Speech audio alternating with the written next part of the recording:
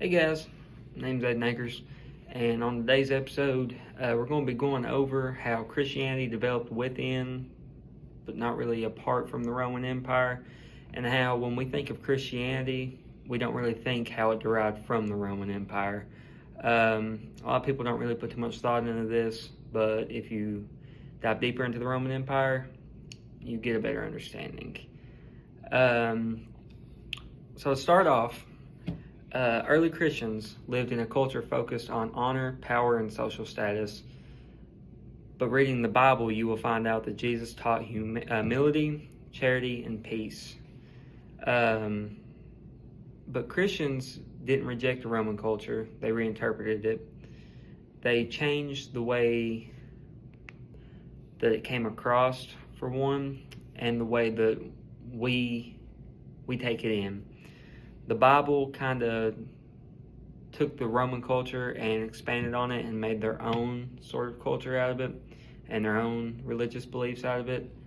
For example, marriage and family were still valued in the Roman Empire, but in Christianity, we gave it more of a spiritual meaning and more of a this is how it should be. You should love your wife, you should love your spouse, you should love your husband. They should be the only one that you have for your whole life. They should be the only one that you love. And you need to stay with them through hard times, through thick or thin, and never leave. Next, this is based on Averell Cameron's Christianity and Rhetoric Empire. Christian writers used Roman styles of communications, like letters, speeches, stories, and they used these to spread their messages. Like the church didn't really preach too much differently. It learned to speak Rome's language, basing it out of how they talked, their grammar, how they spelled a lot of things. If you look and dive deeper, there was a very Roman feel to it in the original Testaments. Such as Ramsey McMullen says, the church has also used laws, miracles, and public actions to grow on it, and not just preaching. They do impose laws, not interpret, apologize, surrounding their Christian beliefs, like the Ten Commandments, and how we use those in today's culture. Next, this is all based off Jeffrey Nathan's The Family in Late Antiquity. It's kind of based around Christian families and how they still look to the Romans on the outside, but started living by new values on the inside. For example, faithfulness in marriage was emphasized, but Roman customs like remarriage and slavery often stayed the same. Slavery was a big topic inside the Bible. It was talked about a lot, and they based all their opinions on it outside of the Romans' kind of feelings and how they thought about it in the beginning. And family became the testing ground where faith met everyday life. It was taught in the family. It was taught to be loved by everybody in the family. It kind of became the normal in all families. It's like today. We still, especially in the Appalachian area where we're from, is taught a lot more than most other religions. It's kind of the normal, I don't really want to say basic, but the more sought after and more seen around religion, especially here in the Appalachian region. I know a lot of places out west, a lot of places even more southern, still go off of different religions. Next, in speaking, is based off Matthew Dillon and Christopher Matthews' Religion and Classical Warfare. It's a great book. I would recommend it to anyone wanting to read one.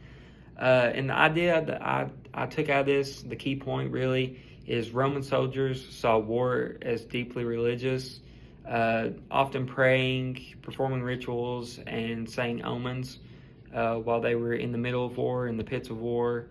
And in the beginning, early Christians struggled whether or not that it was right to fight.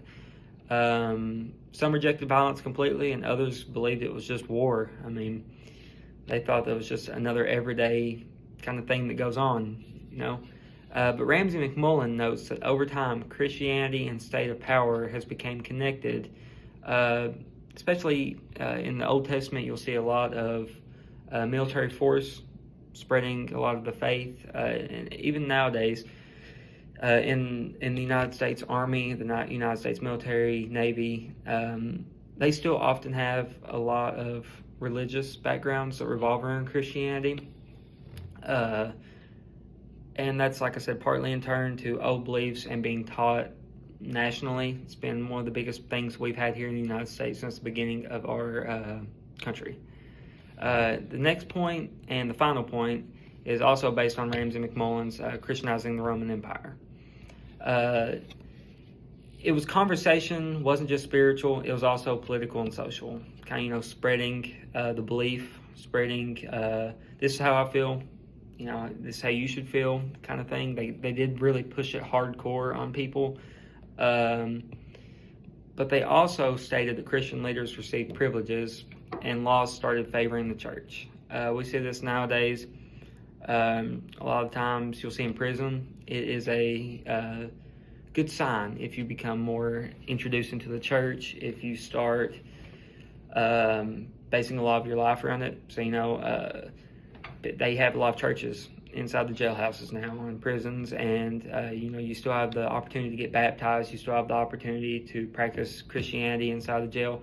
And even during court trials and proceedings, they take that into account, and they think of it as a good sign that you might, rejoice, you might change. And they take that into account during the trial. It just comes off better. In conclusion, everything over time started out from the Roman Empire.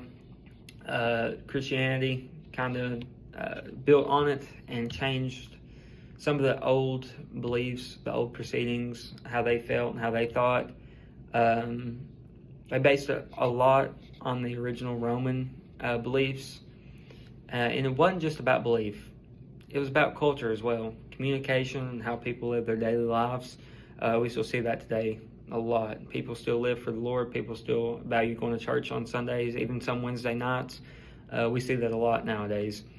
We also see that in how we live, speak, and act as Christians. And they're still influenced by the same patterns that early Christians took out from the Roman Empire and applied it to their own lives. The rise of Christianity was not just a religious event, though. It was a cultural and a political revelation.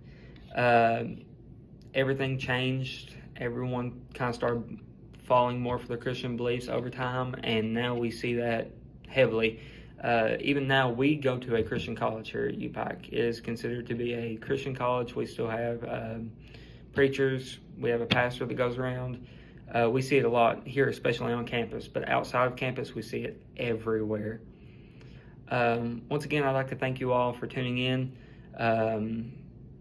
The Roman Empire has been a major impact on Christianity, and if anyone would like to see a great topic, I would recommend reading in on it. If not, reach out to the preacher, the pastor that we here have on campus. He's a great resource. Even then, reach out to me. I love studying anything religious. Just love it. It's a great history impact, and we see a lot of it nowadays, and I just love researching and building on it. Once again, my name's Aiden. Thank you all for tuning in, and I hope you enjoyed the video.